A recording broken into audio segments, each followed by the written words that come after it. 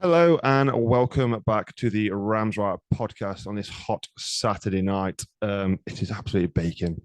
So for those who watch on YouTube, yes, I'm in a shitty grey shirt, but it's just comfy because it's red hot. So sorry about that. But yeah, three games to cover. With since we last spoke, a loss against Charlton, a win in the cup against Mansfield, and a win today against Barnsley. Plenty to talk about, plenty to digest. As always, joining me to do that is Chris Holt. Chris, good evening, mate. How are we doing? Good evening, sir. Very well, thank you. Just got back from Leeds on a basketball referees camp. I had to Started chuck in the early, word look. basketball. It's the only time I mention it, I promise you. I'm Started very early. well. I'm very well, sir. Very well. Good, good.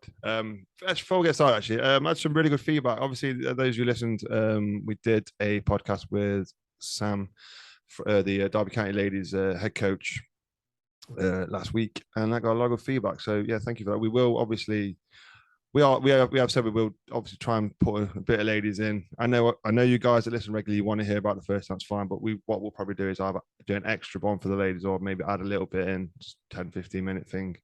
But yeah, so thank you everyone that liked that and give us feedback on that. It was very appreciative. So anyway, moving on to the men's. It's been a week since we last spoke. We've had three games since then.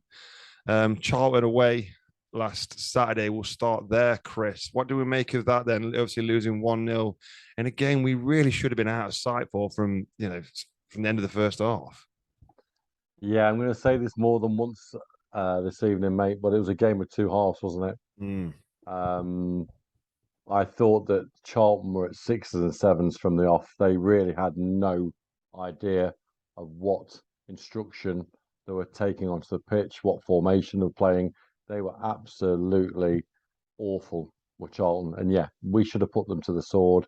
When you have 14 corners in a game and you don't get anything on target from those set plays, then you know it's not going to be your day. But I think the four good chances we had should have been put away. And unfortunately, as it seems to happen in the modern game, you know, if you don't put your chances away and they get one or two chances and they get a 50% ratio of success on putting the ball in the back of the net, they go away with a 1-0 win. So, um, yeah, it should have been a W on the board all the way.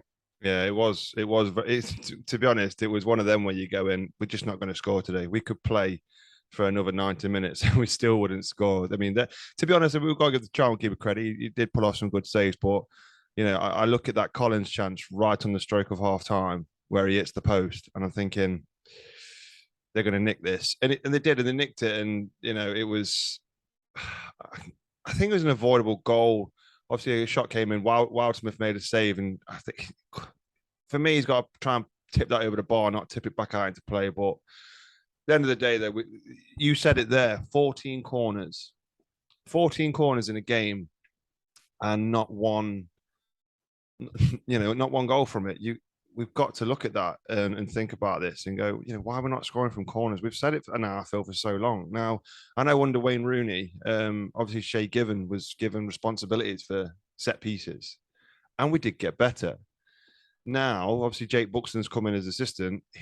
One of his roles is to work on set pieces, and it shows. When you've got somebody like Conor Hourihan who can, deliver a ball on a sixpence, we've got to be putting away those chances. And it was a bit concerning, I think. And I just sort of felt,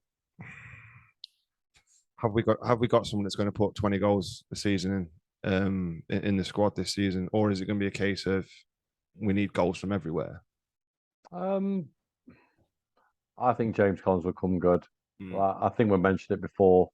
Stevie Howard, Yeah. that's the name I'll throw in. Very, very similar style and type of player. Had an absolute nightmare of a start, not in the way he played, but just couldn't seem to hit the Mm. back of the net when he came to us.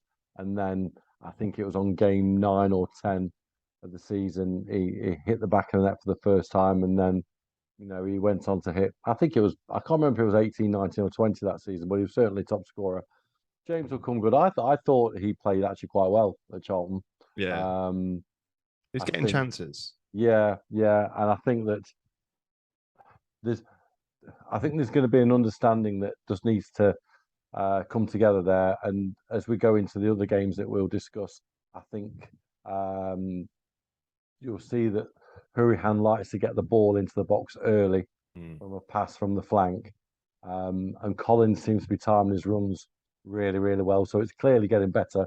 Bear in mind, it was only the second full game that they played together.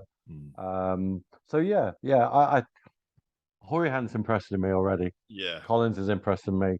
Um, I have no issue with the goal teller this year. I think it'll just get better and better. I think the coordination and the positivity between them all, and just they'll all connect. They just seem to be connecting more and more as we go up front. So Yeah, I agree. I wouldn't worry too much. You know, Charlton, did they deserve the win? Not really. I think they know that. Yeah, they pressed hard second half. That was the main difference, wasn't it? Yeah. They came out second half, put on that full press, put Derby under a lot of pressure, and it was expected that at some point our energy would run out.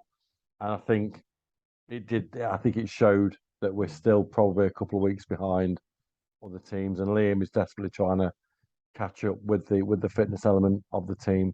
But yeah, it wasn't a bad performance at all. I think it was just one of those games we'll have to forget and move on. Yeah, I mean, yeah, definitely. So you have to take. I think out of that you have to take the positive, out of the performance really, rather than looking at the result. Because obviously, as they do now, this is it.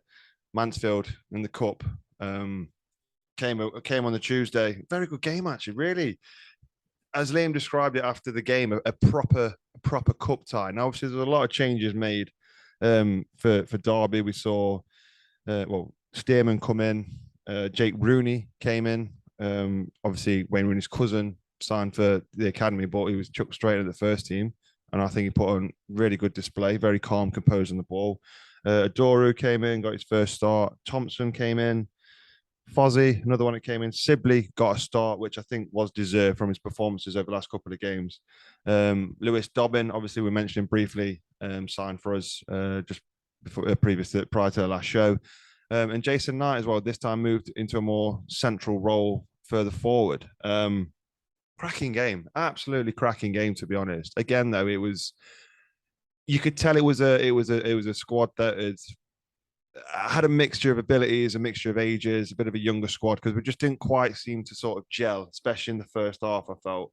I know we got the own goal, and you have to give, some people go, "Oh, why are we giving Fozzie a new contract?" Fozzie showed exactly what he does, and he puts good balls into the box. And ball came into the box. Dobbin sort of missed it, and it came off. I think it was Hewitt or something. Hewitt own goal, and you're thinking, right, okay, we've got 1-0. But again, it happened again, the same as Charlton. We didn't come out at all in that second half.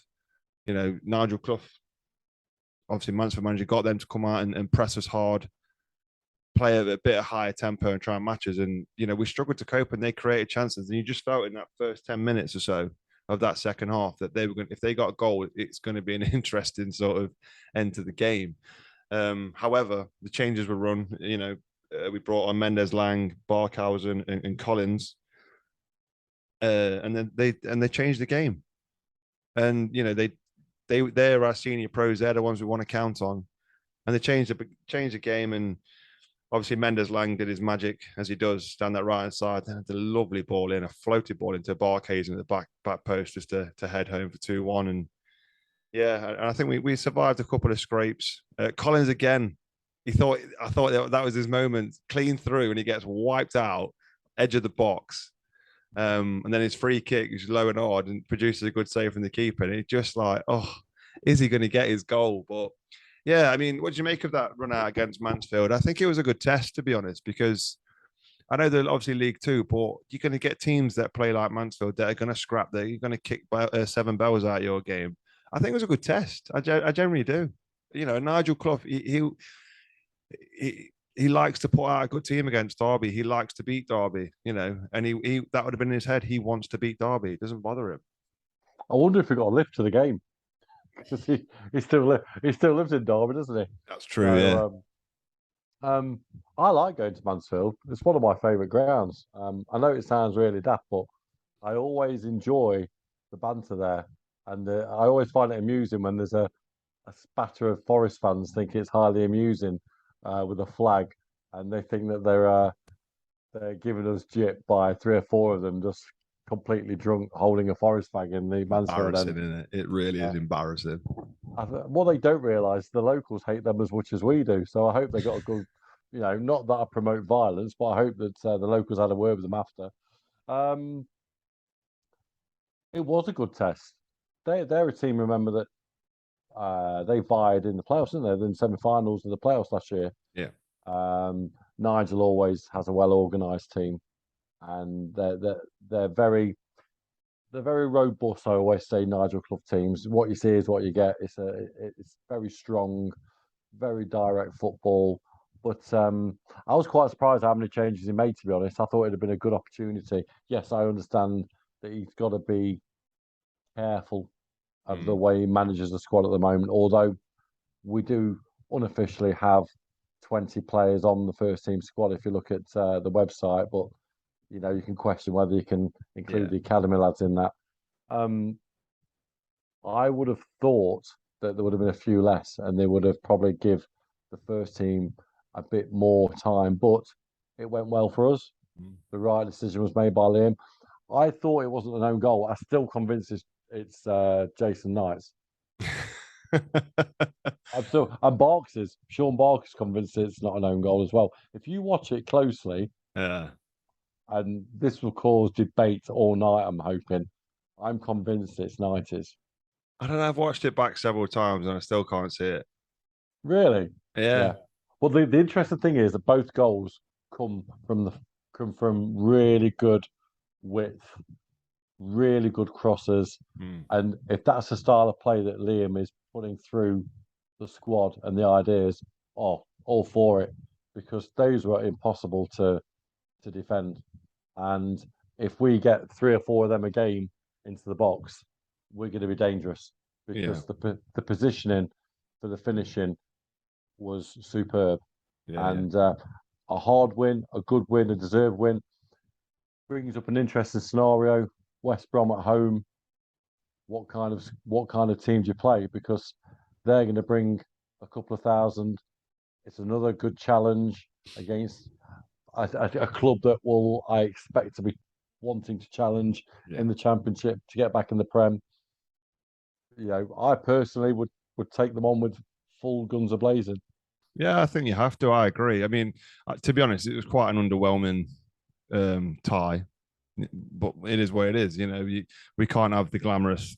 We can't have the Uniteds and the Chelseas and whatnot all the time, can we? Let's be honest. Everton would have been nice though. Let's be honest. I would have liked to see in the reaction of Frank Lampard return to Pride Park. That would have been yeah, I think it would have been an interesting tie. But yeah, we can't always have that, and it's a shame really. But if it depends, what's Liam looking to do? Does he want a bit of a cup run? And I think we'll find out if he does.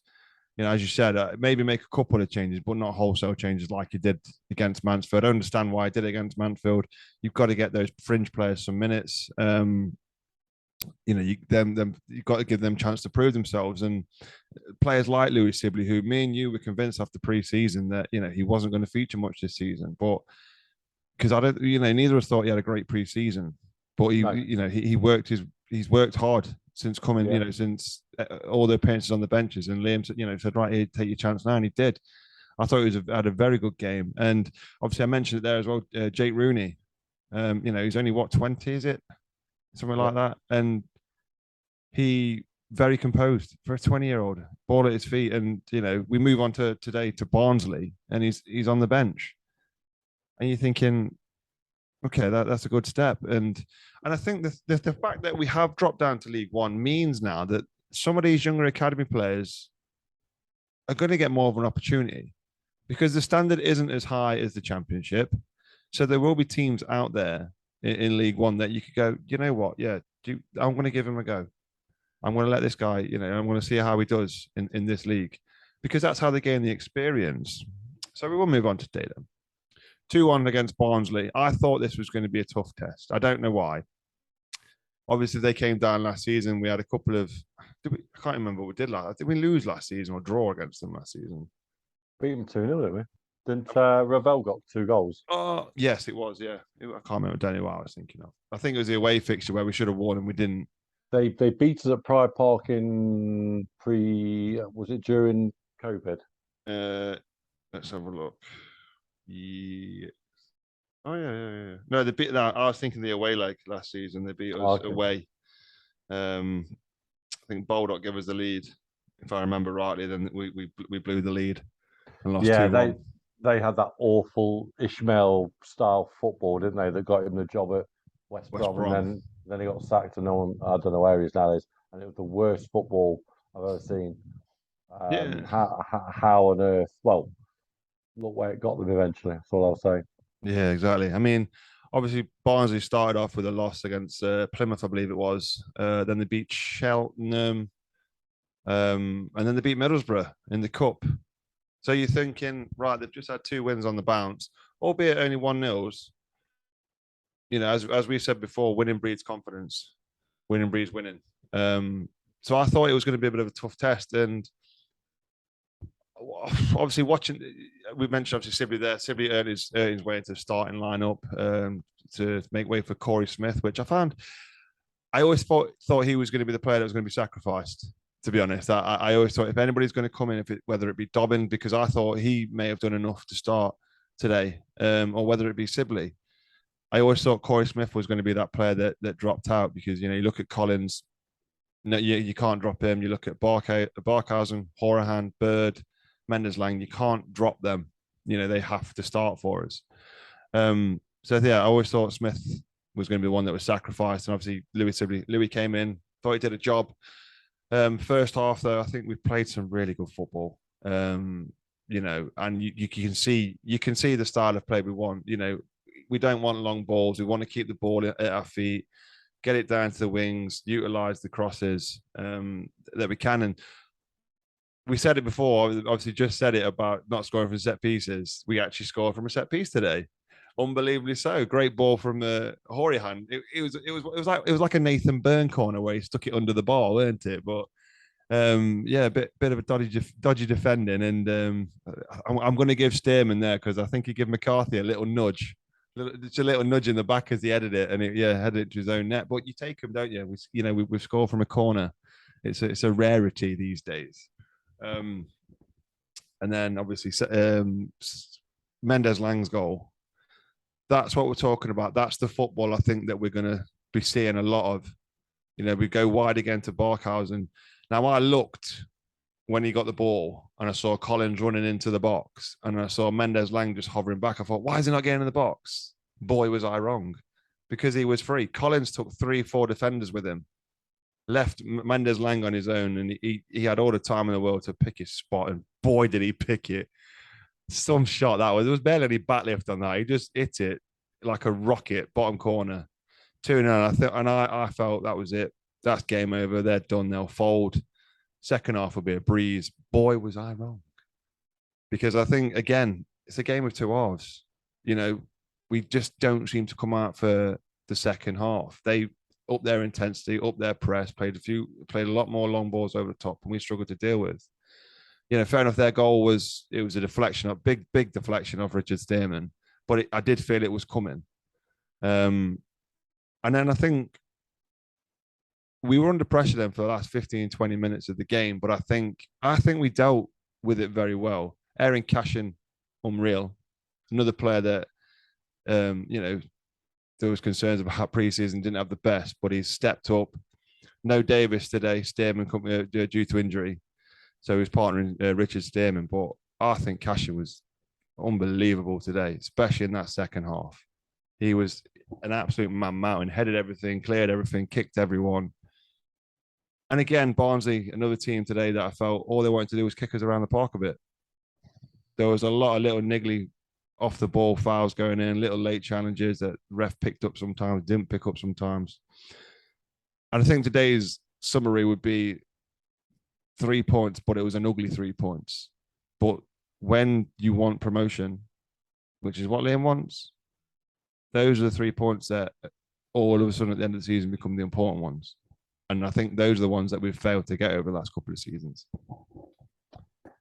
I thought it was a game that, again, relied heavily on a moment. and I think the moment was James Collins' miss. Yeah. I think if that would have gone in, I think you would have seen probably McGoldrick come on. You probably would have seen a couple of other rotations, substitutions come on, and just sort of tighten up and relax. Again, the movement though to get the opportunities was wonderful. Yeah. Going on the first goal, Steers. If how on earth he's claiming that? Do you know what? If he gets that, honestly, the fact that he's celebrating and everyone's jumping on him and they're sort of saying well done to he's not even within 2 yards of it. It's hilarious. It was quite funny though, to be honest, because obviously It is funny. I was sat in the south stand and we obviously saw the ball come in and the next minute's in the back of the net. We're going, it's no goal in it, surely.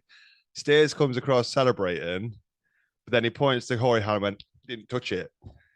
He gestured it saying I didn't touch it. So it was like, fair enough, but obviously we'll take it. But you've got to get those opportunities, you've got to appreciate the ball in. And I think there was the odd thing was, I felt today that there was a lot of balls that went into that back post area. And I'd expect Stearman to sort of put his head on it. And he didn't. He sort of thought, no, I'll let it go out for another corner or let it go out for, I felt there was times that maybe he could have attacked. He just, whether it was, let's be honest today, I think the heat played a massive part today. Obviously 33 degrees today. They had the drinks break obviously after about 25 minutes and 67 minutes, I think it was. Still, the way we play, the way that Liam wants us to play, the high pace, high intensity football. You said it at the start of the show that the fitness levels aren't there yet to do that for 90 minutes, and you could see it in the players. There was hands on knees, there was deep breaths going in, there was lying on the floor. Yeah, 100%. One thing that I found interesting. Did you spot the tactic that Barnsley did? They made Derby shoot to the south stand first half. Yeah. They did switch. They obviously won the toss. Yeah, that was quite interesting to me because I thought Derby shooting second half up to the north stand were nowhere near as on it. And again, it could be pure coincidence, but it was almost like having a second half south stand shooting performance in the first half. I thought the second goal was superb. I love Houhan's movement. Yeah. I just love his movement. I also love the way they set up him, allowing him a yard space to whip a ball in. Down the side, pull the fullback down to the byline, quickly whip it back to the edge of the 18-yard box. So you've got that perfect angle. Mendes-Lang drops off 5 yards. Collins should get the assist for that run to take the defenders away. It's a fantastic run. And again, it's movement off the ball that he won't get appreciated for. It'll all be about when's he going to score. But actually, his movement creates the goal. And also, he's a pain in the backside on corners as well, if you watch. He must be a hell of a handful to deal with. I like him. And Mendes-Lang, it's a great finish. I thought Mendes-Lang had a quiet game, to be honest. He got man of the match over the tannoy. Yeah, but you can tell the sponsors don't watch the games. They're too busy in the lounge having a few berries and some food. Yeah. I'm not going to speak out of turn, but whoever named, I like Nathaniel. He was a great goal, but whoever named Nathaniel Mendes-Lang as man of the match over Eiran Cashin, obviously it had too many shandies. Yeah, I agree. I'm not quite sure on that one. Yeah, when Matt McGibbon, you could tell in his voice even when he read it out, he thought, Mendes-Lang. Yeah. And I'm hoping that Nathaniel gave Eiran the prize, whatever he gets for it, at the end of the game. Eiran Cashin was phenomenal. Those kind of performances always worry me when its transfer window is about to shut, because when you see a young 20-year-old centre half absolutely beasting a game like that, and you're looking at your squad and you've had a couple of early defeats or things aren't quite going your way in the back four, and all of a sudden you're scouting a quick alternative, and you see a performance like that. You need to hide him in. You've got Harry Maguire as centre back. Yeah, you need to hide Eiran Cashin in a cupboard until Yeah, September the 1st. I agree. There's a few people that have said that to me today already. It's one of those performances where, as much as I loved it, and I did love it, I just thought to myself, I really, really, could you have that performance every week? Don't get me wrong, but can we have it from September especially? yeah. Can we fake an injury or something like Yeah, that? yeah. But Can we have a 7 out of 10, Erin? Just yeah. Let's yeah. let's keep the ball out of the net, but let's not have a 10 out of 10. Not this close to transfer deadline, mate. Yeah, You know, he was phenomenal. Absolutely phenomenal. The amount of blocks and tackles he put in last minute and all that sort of stuff. He was, and it is. I mean, the only thing I can sort of be grateful for is that he signed a 2-year deal. His price tag will be through the roof. We can charge what we want at the minute. Doesn't matter that we're in League One club. If someone goes, I'll have him off you 10 million. No, I want more. you know what? He's the kind of player that a lot of clubs like to do deals for a couple of youngsters. Mm. And when you look at Jason Knight and when you look at Eiran Cashin, and you see the fitness they've got, the form they've got, the international potential they've got, and you could easily go in there and tempt Derby with a sum of cash. I don't think he'll go. I'm still not convinced about Jason Knight. I think Jason will still be a target for somebody in the last 24 hours of the market. The other person I was quite impressed with today was Steers. I thought Steers played well. I didn't. Didn't you really? I thought he was okay. I thought he did. I thought he had a few shaky moments. I think, do you know, like I need game time moments. Yeah. But I think Hayden Roberts doesn't stay in shape. No, he doesn't. But he's young, isn't he? And he's a centre back that's playing left back. That's what happens. He comes inside, Yeah, squeezes into the middle, and all of a sudden you've got you've got a narrow back four. Yeah, and I think that Stearman and Cashin need their own channels to look after. And I think Hayden, as good as he played, no doubt he'll be, confuse them. I always, personally, I like Fozzie. If you've got a fit Fozzie, I personally would have him in the team every week. But that especially in this league. I mean, he did bring him on, didn't he? About 10 minutes to go, and it just to shore up the back a little bit. And it did work. Went to a back three, didn't went to a back three or back five, what you want to call it. But yeah, it did work putting Fozzie in there. He's another player that he'll win your headers. So yeah, I mean, I noticed it as well with Knighty and Mendes Lang defensively. They seem to struggle of who was marking who today, who was taking who.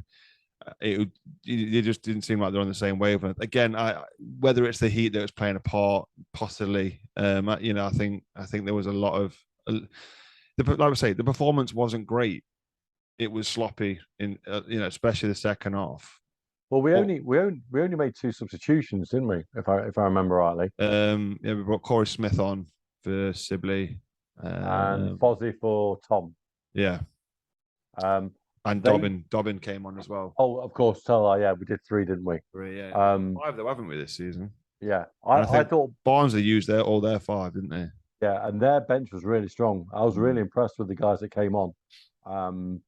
They were a handful. I like Norwood. Always have liked Norwood. Is an annoying player, Yeah. But I like him. I think he's a good signing for them. I think people underestimate how decent Barnsley are. They should have. Let's be honest. They should have got a draw today. Yeah. We got away with that one. And do you know what? Bear in mind that we took nothing away from the Valley. I think we deserve that 3 points simply on the fact that our performance from Charlton came away with nothing. So it balances itself out throughout the season. The nice thing is that we're still not playing anywhere near to our potential or our first team 11. Bear in mind Chester, McGoldrick still haven't come into the fray yet, and we're 6 points out of 9. And I think that we should all be quite pleased with that. In fact, we should be very pleased with that. And roll on Tuesday when we go to the mighty Shrewsbury. Mhm. And I think that the other good thing is that we came off the pitch with no injuries. So that's Yeah, so it's what four you want, isn't games, it? 4 games quite quickly within each other within sort of 2 weeks. And yes, okay, McGoldrick and Chester are in just rehabilitation, although McGoldrick's back in the frame. Yeah. Those injuries didn't occur whilst playing in an actual league game. So we're coming off the pitch at the moment, touch wood, fighting fit. So yeah, nothing but positive. I think Liam's doing a great job. I really do. He's not stretching the team. I think he knew he had to go compact Yeah. when Barnsley were on top of us. He looked at the bench and let's be completely honest. Um, I think the switch with Corey was a defensive switch. I think he was going to try and hold out on a 2-0. It didn't quite work. They scored, I think, pretty quickly after it. So that might be a tactic that he got wrong, but ultimately it worked. Yeah. Ultimately, we held out. We are going to have games like that, especially away from home, especially throughout winter, where you go to the smaller clubs who are just going to pile on the pressure, pile on, because they were playing as dominant as Barnsley were for that last 15, 20 minutes. Football wasn't great being No. dominant. It was just very direct Yeah. and once you start getting balls into the box, you naturally go deeper and deeper and deeper, fending them off. That was it. We tried to. That's all we seemed to do after that. They started playing long balls. We started playing long balls, and it just became a bit of a game of pinball. It wasn't the prettiest to watch, but it No, got the job done. But another player as well, actually, I thought really showed what it was about. There was Tom Barkhuizen. quality, isn't He was very quiet against Oxford. I felt didn't really get into the game. Charlton again, bitten in, sort of bitted in and out of it a little bit. Obviously, Mansfield he got his goal after coming on for the last 20 minutes or so. Today, I thought him and Hourihan were telepathic. They knew exactly where each other was going to be. Some of the balls, and I didn't realize how quick he was neither. He normally you look at your wing and you go, yeah, we'll give it to Mendes Lang, and he's got the pace. But actually, Barkhuizen today, obviously it was him who got the assist. It was, wasn't it? Yes, it was. yes, yeah, for the second goal. Yeah, he got the assist for the second. But he was brilliant. He was always looking to get balls into box to try and find Collins. I think that's one thing we lacked today was getting numbers in the box. If we had one, if we were getting down the wing, we seem to only have Collins to aim at. Where you want obviously Sibley in there as well, and Hourihan and Mendes Lang, they just weren't there today. But yeah, Barkhuizen to me, I think had the game ended at the first half, he would have been man of the match because I felt he was absolutely brilliant today. He had their fullback on toast. So yeah, another good performance, and we can only hope that they continue to grow and to move on, and we get better and better and better at it.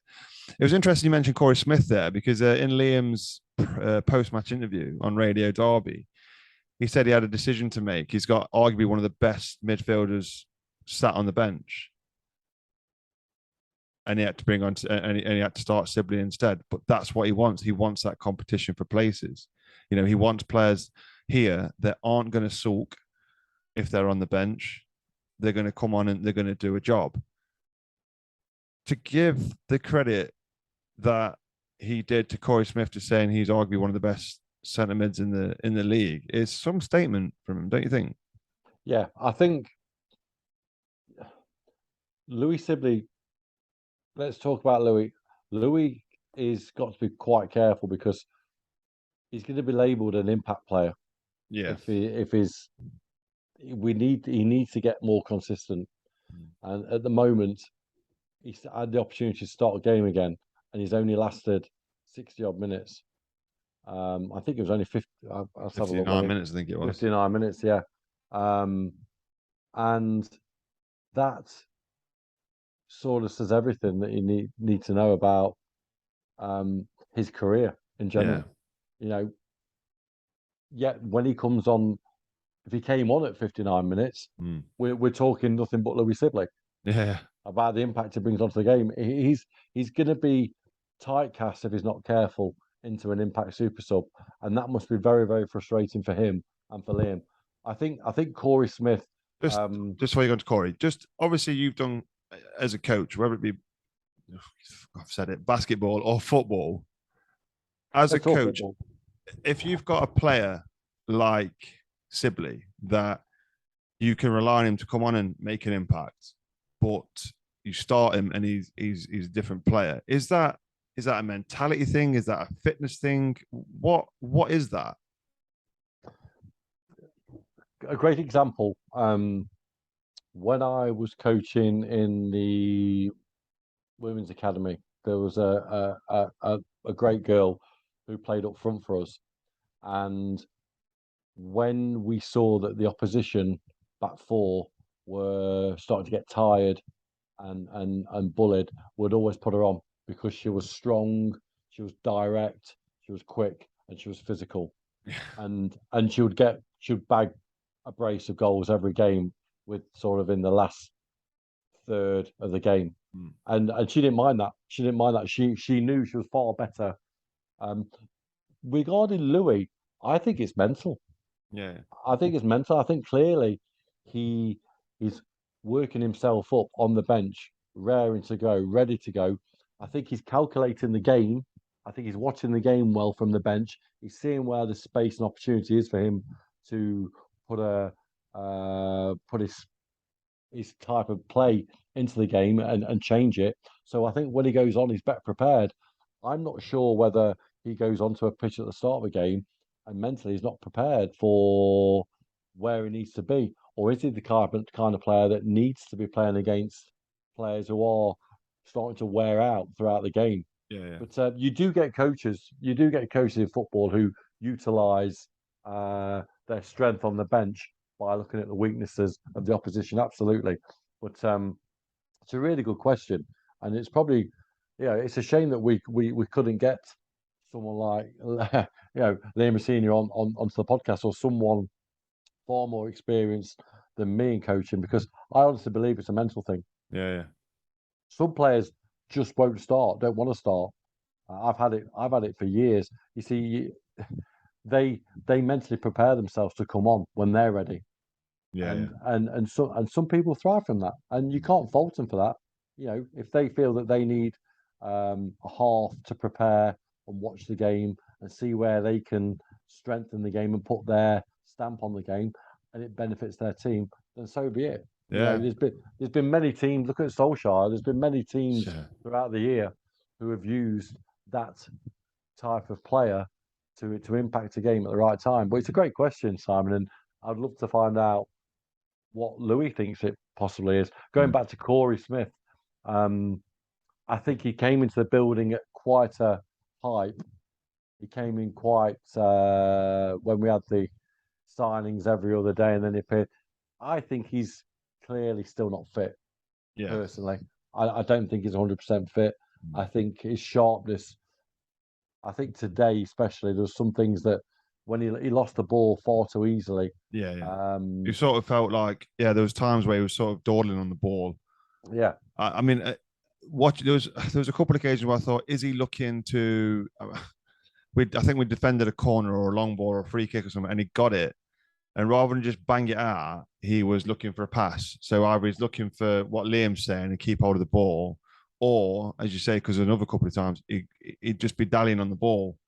Whereas, mental sharpness, like I say, is he fit? Yeah, I mean, it's tough one. I think it's sharpness, but again, it could come back down to the conversation of what we've just had regarding Louis. Corey Smith may struggle to come off the bench. He may not be able to mentally be strong to come onto a pitch after being sat on the bench. He might feel he started the previous two league games. He's unfortunately ended up on the bench, and sometimes it's difficult to get yourself motivated. And also at the time, Barnsley were really starting to push into the game, and Corey went in there He had to get up to the speed of the game quite quickly, and I think he struggled. I think Yeah, he struggled to get into the tempo of the game. But it happens, and I don't think he had a particularly poor game. I just don't think it was a great game. I think it was in that between 6 and 6.5 out of 10 yeah. category where you sort of forget about that game and you move on. But it just shows you that as good as our squad signings have been so far, we still need another midfielder. We You still reckon? need, yeah, I still think we need someone on the bench that has another dynamic. Yeah. Someone, because if you're looking for a Louie Sibley type of player to make an impact, that number 10 off the 10 or a false nine, because Mm. Louie Sibley hasn't really got a stereotypical place in the team, has he? He's No. very, you know, being versatile isn't always a good thing sometimes. And I just wonder whether um, we need someone in there that when Louis isn't having a great game, you can put someone straight in who can be an attacking option. Because Corey Smith is not going to be your attacking midfielder. No. I mean, yeah, for me, obviously, this squad that we've got now, for me, gets playoffs, but it doesn't get promotion. Mm. I still think, like you said, we need more bodies in there. Um, I just think with the length of the season, you get a knock to Horahan, Mendes Lang, Barkhuizen, any one of them, and you're struggling. But again, that could be solved though if you move Jason Knight into midfield. He played in midfield against Mansfield and obviously showed us what we know he can do in midfield. He was there, energetic, bossing around. He winning balls and everything like that. Again, not really creating much, but he doesn't do that. He's that ratter as people like to call them. But speaking of transfers and transfer rumors, obviously we had a big influx at the start of the season, which we needed. It's calmed down a little bit now. We've just draped him in. I think we've had, like I said, we've had Jake Rooney sign, which initially I believe was for the under-23s, but Liam after the Mansfield game was full of praise for him, and he may have moved him into obviously today onto the bench into the first team. So I think that was a bit unexpected. George Nunn has signed from Chelsea to the under-23s. So it's not Why, been. why do you think it's unexpected regarding Rooney? That's what Liam said. I think he thought Jake Rooney would sign, and he Okay. wouldn't quite be ready for first team yet. He'd want to get him settled into the academy first. But there's pedigree there, and let's be honest. Wayne Rooney, love him or hate him, or whatever, he was as a player world class. And when you've got family that are world class, the likelihood is that they will produce, and help you and give you. Because let's be honest, the no doubt Rooney's been. Wayne would have spoken to Jake. Too many Rooney's going on here. Previously, before coming here, So but I think he's a decent player in there. What does he offer? We don't know. Because I was looking today actually thinking, I would for someone the like of Liam Thompson. You mentioned another midfielder. There's a midfielder there, but is he going to change a game for you? What to me, and what's he going to do? And you're shaking your head. Yeah, he's not going to change a game for you. He's a He's a squad holding, player. he's a holding midfielder as well. Mm. I just think that I think he's brought Rooney into the squad because I think if you look at the bench, you can play 5 substitutes now. They can have a bench of 7, I believe. Um, I think of that 7, I think it's an absolute must that you've got to have 2, if not 3, defenders on there because they're always more liable to get sent off or Yeah. injured in the style of play in this league. Mm. So to have Rooney on the bench as a backup centre half and Fozzie made sense. But then you look at the backup midfielders. Let's look at the bench now from today. Bear 1 second. So yeah, so you had Dobbin on there, who's still really obviously got to settle down as a young kid. We need to see him play in his out and out position. We saw it briefly at Mansfield. I thought he did okay, but you know, we need to see him get up to speed quickly, which I think it'll take him 2 or 3 games. Mm. And then you look at McGoldrick was obviously the game was too tense. I think he would have come on at 3-0. Yeah, Absolutely, 100%. yeah, I felt if the game was closed out, I think if we'd gone 3-0 up within the first 15 minutes, I think he would have given him half an hour. Yeah, I agree. Go and have a run round, go get your legs stretched, get some blood flowing. Yeah. Just get your lungs working basically. It would have been perfect for him. I agree. And then you look at Liam Thompson didn't come on. So if Liam Thompson didn't come on, what is his role on the bench? What is he there for? Who is he covering? Because when you select a bench in whatever sport, whether it's football, I won't mention the sport you don't like me to mention, you have to have a bench that covers every role on the pitch. And obviously, you've got Scott Loach. I thought Joe Wildsmith has been half decent actually this last game or two.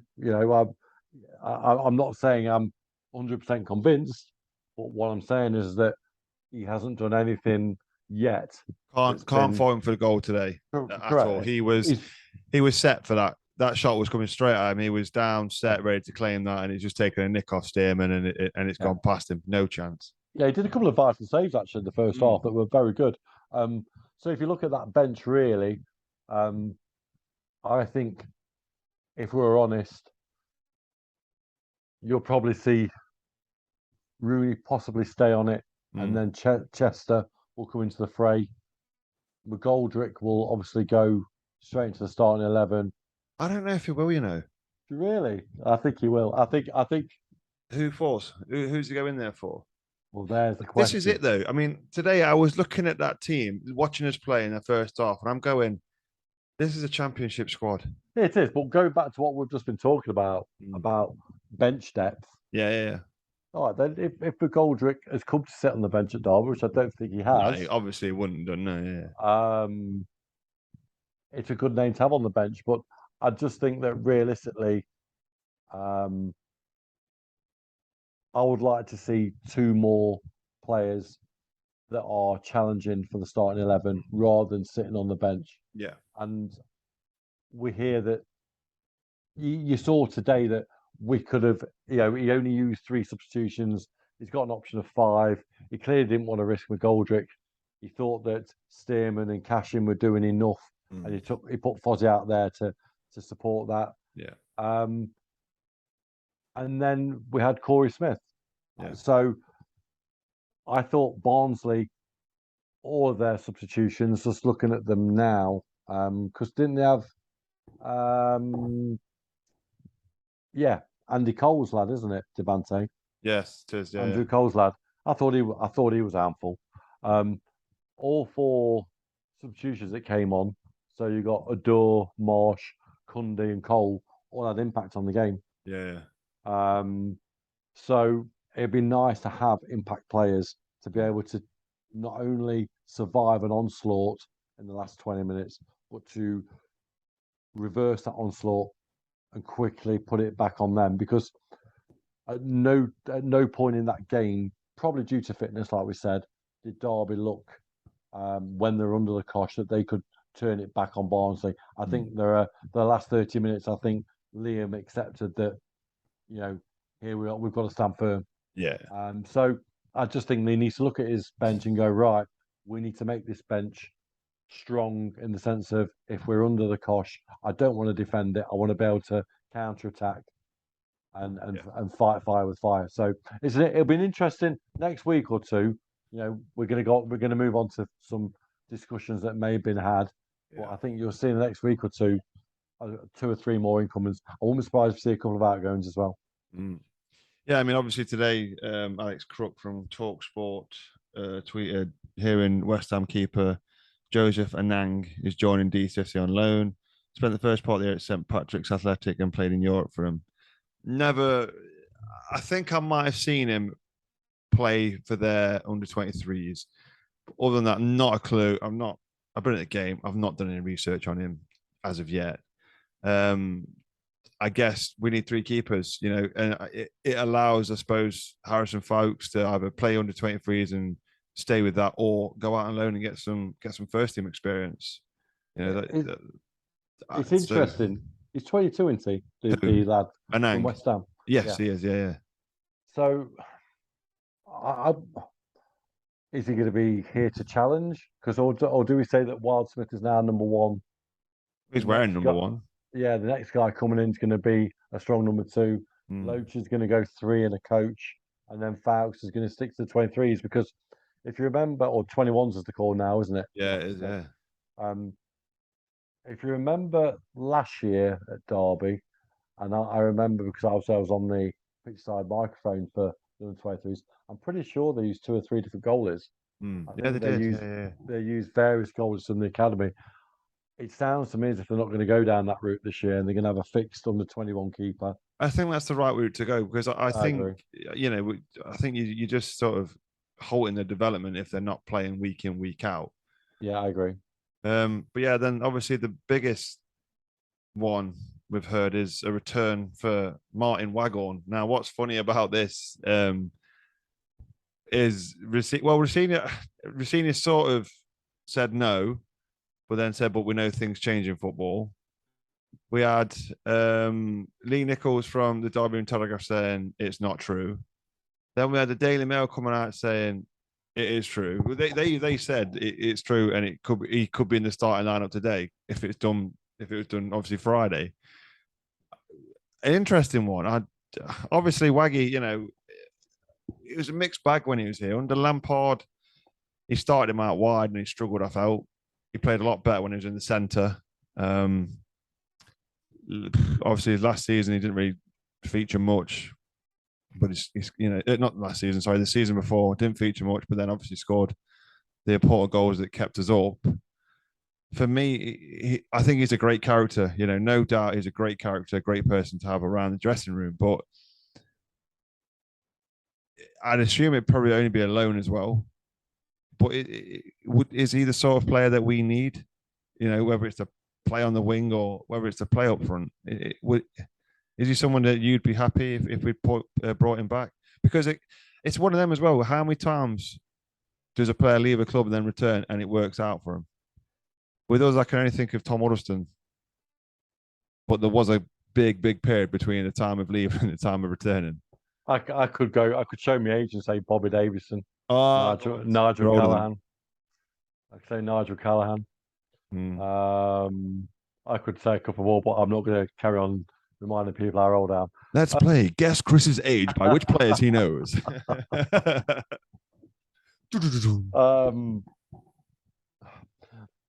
He wasn't in the Coventry squad today, but he's been there or thereabouts on the subs bench. He's 1 goal in 29 for them. Yeah, I'm going to say he scored 1 goal last season, and that was it. That's worrying. And he wasn't. I think he was banging in. What was he? 9 goals in his last season for us, and then. Yeah, I think his Lampard. The Lampard season was his best scoring season for. I can't remember. I think he hit double digits, but I can't remember off the top of my head. Waghorn is another guy who spent more time at Derby County than any other club in his career. Yeah, 129 games or 123 games, something like that for us. He's always fondly remembered for his crowd reactions in the Leeds game, wasn't it? When he's a cult hero. Yeah. The question you got to ask yourself is: do you need a cult hero at the moment? He'll be a fan's favourite for all the right reasons. Yeah. He was a great character. He gave everything when he played. But do you really see him taking a position from someone else that we've currently have? Is he the actual striker that we need? Because at the moment, you could say we need a full striker. Because at the moment, you've got Collins, Dobbin, McGoldrick. I think Stratton will go, or he'll go to the under ones. Well, I'll go to Tram. He's gone to Tranmere, hasn't he? Yeah, of course. No, he hasn't. No. He's gone to Carlisle. He's gone to Carlisle. Simo took him, hasn't he? Yeah, and who predicted that? Yeah, you said. Yeah, that was it. I remember texting you now. Yeah. When I seen the news about it, literally 2 days after you'd said he's on his way, I think you already knew. No, I'll tell you what, I had 3 or 4 DMs at me saying I was absolutely off my rocker when I said that Stratton will be going out loan. He's not ready. Have you replied? No, I'm not. I won't. I will never. I'll never stoop to the levels of I'll never blow ridicule. my own trumpet. Don't you worry.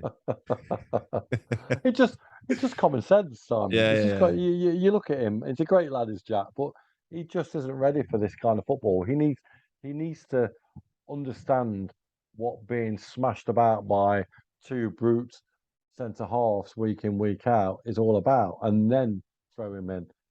Like going back to Waggy, he still lives in the area. I know that for a he fact. built a house, didn't he? Yeah, his wife is on the board of Marketing Derby. In fact, I think she's the boss of Marketing Derby, or one of the bosses of Marketing Derby. She's a great person. She's a really nice lady. Um, they're very settled in the area. He would be a fantastic character, and it might be the incentive he needs. The question is does he drop in as a 4-4-2, and then who do you take out of the team? Because people are going to say Collins, but I like Collins. I'll fight for Collins all day long already. What he's done for me, he may not have scored, but it will come. I personally think that Dobbin will come good. I also think that Barkhausen is getting in the right place at the right time. I think Barkhausen, he scored one in pre-season. He scored one against Mansfield. And who else we got? Mendes Lang already on the score sheet. Yeah. Hurrihan's on the score sheet. Um, you know, do you think it will happen? You tell me.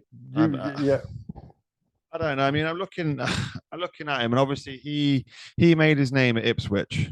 He got I think it was 16 goals in 44 games for Ipswich Town before yeah, we signed him, before he came to Derby. As I said, I thought he was better. Actually, I'm just looking at his stats, and I thought he scored more goals under for us under the Lampard season, but actually he didn't. He got 11 goals in total. However, when he played in the 1920 season, so that would be in Philip Koku's first season, wasn't it? He 12 league goals. Yeah, 12 league goals. So he got 12 goals in 43 appearances. yeah.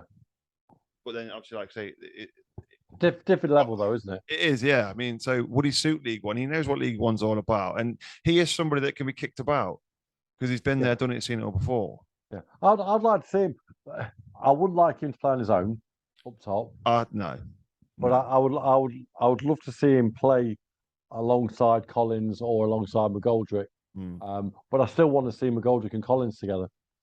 I still I want to see. think, yeah, I agree. I think if Wagon was to come here, he would be to be someone that you bring off the bench. Let's not forget he's 32 now. Hmm. Um, Something's clearly gone wrong, yeah, yeah, and and exactly. and and Mark Robbins has also said today in his post-match interview that he was asked the same question, Yes, and he and he's denied it as well. although he denied it, he did say that things can change very quickly, Mm. and which which tells you that he Mark Robbins is going to deny it straight away because the news hasn't come out of Coventry first. Yeah, It's come on the Derby side first, hasn't it? yeah, yeah. You always find the team that has ownership of that player will always deny it straight away because they haven't leaked it. No. So it puts them on the back foot as if to say, no, our players don't want to leave our football club. They don't leave on their terms; they leave on our terms. So it's interesting. Clearly, Liam mentioned last week, and I've noticed he didn't mention it at all today. I don't That think he was asked, was he? no, which I was quite surprised that he wasn't asked. I've seen the interview on Ram TV, and I've also also heard the interview on Radio Derby. And he wasn't asked by neither of them about who this individual was. Who I'm pretty sure he said it then last week. It was pretty much done and dusted, and he was really, really excited. Yeah, yeah. I'm interested. Yeah, that's my dad asked me that actually today. He said, "Well, Mm. who's this guy that he's really excited about?" And surely it can't be Waghorn, And you're thinking, yeah, he was very excited about somebody. But to be honest, I'd say no for Waggy. I just think now's not the right time. You know what I mean? I think if you're going to get a lone player, it's got to be a young player, not somebody that's experienced. Because are they going to be up for? Are they going to be up for that fight? This team, Liam wants playoffs at a minimum. Liam wants to bounce straight back. Most of the fans want to bounce. In fact, I think all of the fans really, realistically, want us to bounce straight back into the championship.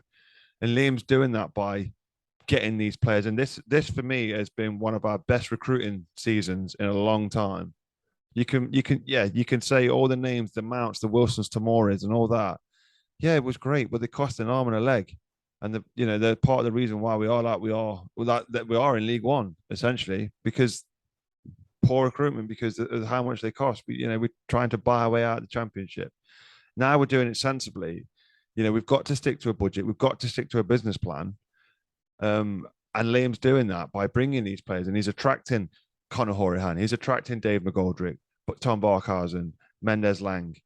He's keeping players like Jason Knight here at the minute, Eiran Cashin here at the minute, who, like say, they were on freebies. They could have gone. Davis, bringing someone in like here. He had clubs sniffing around him, but he waited and waited and waited and waited to stay here. And he's building something in that dressing room. So I think you've got to recruit the right person, and you've got to and that's what Liam's doing. He's recruiting those people that he knows that are here for the fight. They know what needs to go on. They know the mess that Derby have been in, and they know how we want to get out of it. The question you got to ask yourself, Simon, is: let's be honest. Hold on. Wagon came to Derby, chose Derby over Middlesbrough because we paid him more. That's fact. That's known fact. That came out in the court case. Yeah. So he came to Derby for money. Yeah. That was it. We can't offer him that money anymore. No. Is he going to take that pay drop? Well, he's settled in Derby, isn't he? Like we just mentioned, got his wife is really well thought of in the city. He's now, he's got children. He's a great character. Derby. Let's be honest, Derbyshire is in the middle of the country, and we've had this discussion on previous podcasts. And I also mentioned it midweek when we did the 5 Live show. We said that a lot of these players have come to the heart of the country that has a footballing city, and it's a nice place. Fundamentally, on the outskirts, it's a nice place to live. Well, I'll throw it back to you. Waghorn, to me, is a James Collins type player. I don't see any difference between the two of them. So, to me, do you have two of the same player? And then you've got McGoldrick, who hasn't got, say, he's a yard of pace short of those two. Yeah. And them two aren't the quickest, let's be honest. But McGoldrick is a more skillful player than them two. He doesn't, although he can mix it up if he needs to, he likes to have a bit of space and do wonders with his feet. And then you've got the likes of Dobbin, who is a young and up-and-coming, aspiring striker. To me, there's room for a plan C there. Or a plan D, sorry. Yeah. No, it would be a plan C if you didn't bring in Waghorn. Yeah. Like I've always wanted to see at Derby an Ivan Toney. The lad who's Ollie Watkins. Sort of. Don't get me wrong. I'm not talking about the fact that they are now. I'm talking about when both of those players were at Derby Moor Farm, walking around the place, and we failed to get both of them. The Watkins one boils my blood. Boils my blood terribly on the story and why he didn't sign, which we won't go there because obviously, in the world of football, you never know who's listening. Yeah. But someone like that who has got power and pace, that 10-yard spurt, Tammy Abraham type player. Jack Marriott before he became a bit up his own arse. Well, yeah, but he was short. What I'm saying is, it's just someone that's tall but's got. I get it. Strong, powerful, tall player. Yeah. You can mix it up a bit. Yeah, if you look at Abraham, Watkin, Toney, they're not only were they all athletes, but they're strong in the air. They've just got that different leggy dimension about them that gets them into goal scoring opportunities by pure brutal pace. Yeah. Yet you also know that they'll come in with, they've got that extra. I know it sounds really stupid, but they've got longer legs. I know it sounds daft, but the amount of goals that Toney and Abrahams will have in 6-yard boxes, the toes on the end of it. Yeah. And I just feel we've never had that type of striker. No. For a long time. We seem to have had Chris. If you look at Chrissy Martin, he was a very similar style player to McGoldrick. Yeah. skillful, very classy on the ball. One touch sort of stuff, wasn't he? Yeah, one touch stuff, but he never really had particular pace, did he? No. Vyman is banging him in for Bristol City every week at the moment. Yeah, why on earth we let him go is just beyond me. But Yeah, again, because we played him on the wing. yeah, and you just look at all these strikers who always seem to come good away from the club, or people we've been linked to and never come in. So I'd just like to see out there'll be a non-league, lower league, perhaps an international lower league player from France or wherever will be out there. I'd love to see. I know we can't buy anybody, but Yeah. I'd love to see our scouting just widen a little bit, because out Yeah. there's going to be somebody, and I just think that as much as I love Waggy and we all think he's a great guy, I just think we need a different criteria player. Yeah. That's my opinion. Yeah, no, that's fine. That's yeah. Like I said, I think we are missing that. Like I said, that sort of different approach to style of player. I mean, James Collins is essentially Chris Martin, but with more pace. Yeah, they're all. And to be honest, I'm not worried that James Collins hasn't scored yet. And I think us, I think people, radios and whatnot, TVs, carrying and even us on podcasts continue to talk about him not scoring. I just, who cares? He's not scored. The thing is, he's getting chances. He's just not taking them yet. All he needs is to take a scruffy goal. You mentioned earlier, Chris Martin was the same. Struggled, played well, did everything right, couldn't find the net. Stevie Howard, Mate Vidra. Vidra went from nothing to all of a sudden a goal machine, won the Golden Boot. 23, yeah. So they will come good. They just need that scruffy goal or something. Like I say, he's getting the chances, and we've got the players now that are giving our strikers chances, and I think that's something that we've solely missed in the last few seasons. So I like 10 games. Let's give him 10 games. Maybe then we start talking. Yeah, I 100%. I like Collins, and anyone who's damning him on Twitter, and I haven't been on Twitter yet this evening. I always have a quick 10 or 15-minute browse, and anyone who's saying that he's struggling, he needs to watch his game off the ball, because some of the runs and movement he does, and some of the defensive duties he does, I like him a lot. I think he's been an absolutely fantastic signing, and long may it continue. Oh yeah, I mean, on to Shrewsbury on Tuesday. Yep. I think what they've done, they've drawn, lost, and won out, and they beat Wickham today. 1-1 and 1 if I think it. 1-1 lost, 1 drawn, 1. Yeah, 1-1 lost, 1 drawn, 1. This will now be your proper League One game, away from home, in a small ground. I don't know what the pitch is like there, but it probably will be nothing like the carpet that Pride Park is. This for me would be the real test of, can we play in League One, going to teams like Shrewsbury. So I'm going in with optimism after today. We're away from home. We may have lost against Charlton, but we went to Mansfield. Yeah, League Two. Who cares? It's still away from home. So I think go Shrewsbury, down on the northeast, southwest coast, down near Wales, isn't it? Near Wales, isn't it? It's near Wales. It's on the way to Wales. It's that way. It's I've been there once, and that was because I took a train. I was supposed to take a train from Birmingham to Wales, but I always say to people, if you want to find where Shrewsbury is, if you go through Stoke to get onto the M6, you get to an island, and there's 2 signs, one that says Manchester, one that says Shrewsbury, and it sort of departs there. They beat Wickham today away, which was a hell of a victory for them. I think their pitch should be okay, Sam, to be honest. It's early doors, isn't it? Yeah, true. Still summer. It's still summer. I would imagine that we sell out the away end. If we haven't already, I'll be absolutely gobsmacked, because it's a really nice little ground, actually. Yeah. I know it's no longer called. It used to be called Gay Meadow many years ago. I think it's called the Montgomery Waters Meadow. Right. I think is the correct title of the stadium. They got back-to-back wins, so they'll be confident. They beat Carlisle in the cup. Yeah. They lost at home to Accrington. Accrington just don't lose at home, though. Yeah, it's a strange one, isn't it? It's just shows you the league we're in, mate. Mm. And I think it's the first game. I'm actually quite.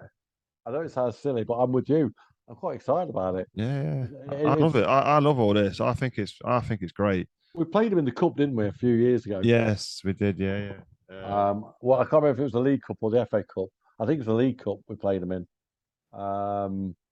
But yeah, it's a ground that unfortunately I'm not going on Tuesday. I've got other commitments, but I'll certainly uh, try and see it in some capacity.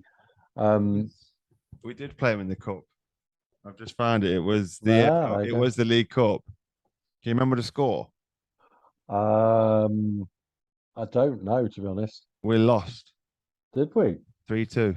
Well, there you go. 2011. We went 3-0 down after 37 minutes.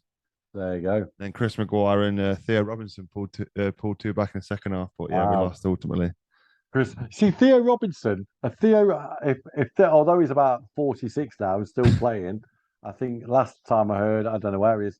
He was at Bradford, I think he may have been. I don't know, or Motherwell. He's only Um, 33. is he? Yeah, but he's at Bradford. Theo Robinson in his prime in 2011. If you put him in that team now, Mm. there's your plan C. Ah, okay. Yeah, That's yeah, that, that's your type of player I'm on about. Someone who's got legs and pace and yeah, yeah. just going into the last 20 minutes of a game and you've got the over the top ball and will just burn away. Um, yeah, it's a game I'm really looking forward to be honest. It's what's their capacity there? It can't be much. It's, Can't imagine it being much more than 5,000, really. yeah, it's I don't know. I don't know. I don't know where you can get stats or capacity. Let's have a look. Um, no, it doesn't say. But I think personally, I think we have to go for the win. I think we have to go with the attitude that we are on the footballing side. I 9,875 is their capacity. it's what, sorry. It's just shy of 10,000. Okay, okay. Well, I'd imagine that they'll be near on that on Tuesday. Mm. Although we're expecting heavy rain, if I remember rightly, Tuesday and Thank Wednesday. goodness for that, is all I can Yeah, say. but it could affect the game on Yes, Tuesday. very true. I think If I think it's going to be one of them scrappy games, 1-0 victory sort of thing. mm, I just think it's got yeah, that could be the game that Collins scores. Bit of a mm, sliding in sort of 6 yard scramble, get it in. mm. Jobs are good in sort of games. That's what I think it's going to be. Picture Wigan. Can you remember under the Cocu season, we were 1-0 down against Wigan, then Waghorn scored. Speaking of Waghorn scored that right scrappy goal. I think it's going to be that sort of game. That was That Boxing. was the key moment of the season. That was Christmas, wasn't it? Yes, Boxing Day, if I remember rightly. yes, something like that. Yeah, that I changed the momentum in our season. I could tell you a quick story about that game. This is God's honest truth. Me and my brother went to that game, and Wigan are quite famous for how many different types of pie they have. I think they have something like 6 fillings and something crazy, and they're all made on site. Yeah, yeah. So me and my brother had a pie challenge, and we had one of every single. I've never, I've never felt so poorly I at, bet. a football game. When you have 6 pies at half time, Six. yeah, it was ludicrous. It It's was a good. It's a ludicrous. good job you're in shape, Chris. That's all I can say. What, mate? It was ludicrous. I've never felt so rough at a football match. But you're right. You're right. It could be a scrappy 1-1. I think we'll win. I think we'll win 2-0. I think that Ooh. I think that both teams have had tough games today. Hmm. I think that it's obviously who's got the deeper squad, who's got the best recovery. Obviously, losing Curtis. Doesn't help. Um, let's hope it's not too long, and Yeah. we definitely missed him today. Yeah, Liam didn't sound too concerned, to be honest. After, No, but no, and McGoldrick is another game gone better. yeah. I think I wouldn't be surprised to see him in the starting lineup Mm. on Tuesday.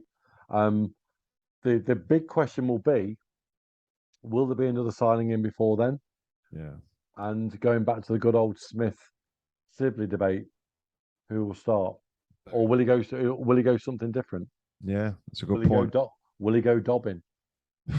And just finally, Chris, before we leave, Yeah. Do we give Liam Rossini the job yet? Or do we wait 10, 15 games? Well, I said we had, we had the pleasure of being invited onto Five Live this week, and we said that we think that Liam will have a 10-game. To me, I think he's on a 10-game trial. Yeah. And I think he's already justified that. I don't think there's any concern to worry about it. I said that he'll be manager of Derby County by the end of September. I think 10th game. He's clearly got a system. I like the system he plays. Yeah. What do you think, Simon? I think he's ready for the. I think he's ready for this. I love listening to his post-match interviews, his pre-match interviews. He is the most enthusiastic guy ever. He just, you can tell he's really enjoying this, and this is where he wants to be and what he wants to do. He's, you know what I mean? He literally, this is like he's living his dream. Absolutely. And he's delighted to be here, obviously. Did you play Delighted Bingo today? Oh mate, I couldn't believe it, right? Someone it was just before the full-time whistle. Well, I obviously it's not you that's noticed this, but it was someone obviously sat behind me. I heard him go, well, I wonder if he's going to say he's delighted about the performance today, because he's always delighted. Everything's delighted with Liam. And I was like, oh, someone else has noticed it as well, not just Chris. But yeah, I can't stop picking that up now. Every time I hear the word delighted, I just think of you, mate, to be honest. It's like, oh. He said, I'm sure he said it 11 times in one interview. And I'm fair play to him. I'd rather have him delighted than infuriated. Yeah, very true. Let's keep him delighted. He's almost as bad as Kira's, like you say. Yeah, like you say. Yeah, like you say. Yeah, like you say. Well, the other one, can you remember Pescasolido? Do you remember what his favourite word was? No. Absolutely. Absolutely. Oh, absolutely. Absolutely. Absolutely. Every question he was asked, it would always start with absolutely. Is that your attempt at a Canadian accent? That's my Canadian accent. That's a poor. We're finishing it. We're finishing the show on a shocker of a Canadian accent. Yeah. Just going back to one thing that you said at the start of the show, Simon, before we finish tonight. I had the pleasure of going to watch the Derby County women's under 15s today against Northampton Town this morning in a pre-season friendly, and they are in the Junior Premier League this year coming up, which is a great achievement for the girls to get there.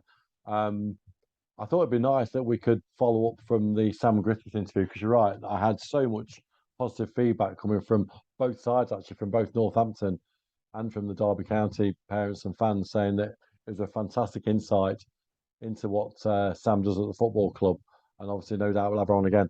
And the girls are absolutely up for definitely coming on the show and having a little special with some talented under 15 Derby County women's players pre-season. I think that'd be a great thing to sort of promote, because we are quickly becoming the platform for promoting local Derby County women's football. And I saw today that actually obviously the Derby County ladies have got a pre-season coming up tomorrow.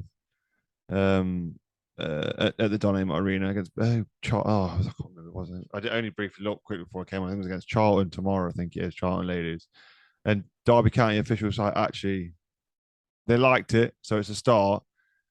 They may have retweeted it, and I've not seen, but it is a start. And it, like Sam said on our show with her, that's all she needs. That is the men's club just to acknowledge them, and help promote them, because at the end of the day, they're going to get a lot more views from the men from the men's Twitter account just by them retweeting, and that's all they want. Yeah. So if we can get those, we'll get those girls on in a couple of weeks' time, which would be, I think, really good. Yes, I've coached them previously, so I know their characters, but they're really looking forward to come on the show, Simon, and they really enjoyed the fact that you managed to get Sam on the show, and I thought that was a great coup for you to get Sam on, and it's clearly a positive that you go somewhere to watch a football match at a local park, and people are saying straight away what a great show it was. So want to congratulate you on getting Sam on board, and long may it continue. No, thank you very much. Thank you very much. So yeah, and on a positive there, and women's as well. So yeah, that's the show, guys. I think we've covered pretty much everything in the week. That's it now, though. Now it's literally we're into that stage now, isn't it? Saturday, Tuesday, Saturday, Tuesday, Saturday, Tuesday. I'm not doing 2 a week. I haven't got the time. As much as I would love to, as much as I would Yeah, absolutely love to, yeah. it is a tough ask. Certain podcasts out there, and I'm not saying which one to say that they do a monthly show yet. They seem to release a show every week, Yeah. which I always find funny. They called something and then release something every week. But yeah, I'm the same. I think sometimes you can have too much of a good thing. So I look forward to when we chat again, matey, and there'll be a couple more games gone, and hopefully there'll be 2 Ws on the board. Well, yes, that is it. We've got Shrewsbury Tuesday and Fleetwood. Fleetwood away. Two tough away games now coming Yeah. up. So hopefully Well, next weekend we'll be able to discuss 2 wins. That would be nice. and you just know for a fact that Fleetwood is going to be just black. It's just Blackpool, isn't it, just down the road? Yeah. Let's be honest. It's yeah, I won't. You know for a fact that Derby fans are absolutely begging people if they've got any spare tickets for Fleetwood because it's a great trip away, isn't it? Mm. I've got the whole house to myself that weekend as well. Because my other half and kids are well, Yeah. I think they are. I'm pretty sure they're going away Yeah. to Skeggy Yeah. with me and Law. So Well, I'm trying to get to Fleetwood. I have got an opportunity to get a ticket, so we'll see. As long as my other commitments don't get in the way, and I won't say the sport. you Yeah, I'll can. be there. You mentioned it at the start. You might as well mention it at the freaking end. You might as well. No, It's fine. no. You don't like it. You cringe. Hey, I'll I keep it watched to Space myself. Jam the other day and thought of you. I will get you to a Derby Trailblazers game at some point this season, and I'll also get you to an academy game and a National League game where a referee, and you can take the PISS Army all you want, then, my I'll friend. come and interview you after me. Like Let's do it. Let's do it. magic. Brilliant, Chris. Thank you very much for your time as usual, and thank you to you guys as always for subscribing, listening, liking, and sharing. Hope you do the same with this one. And as always, we'll see you next time. Come on, Derby.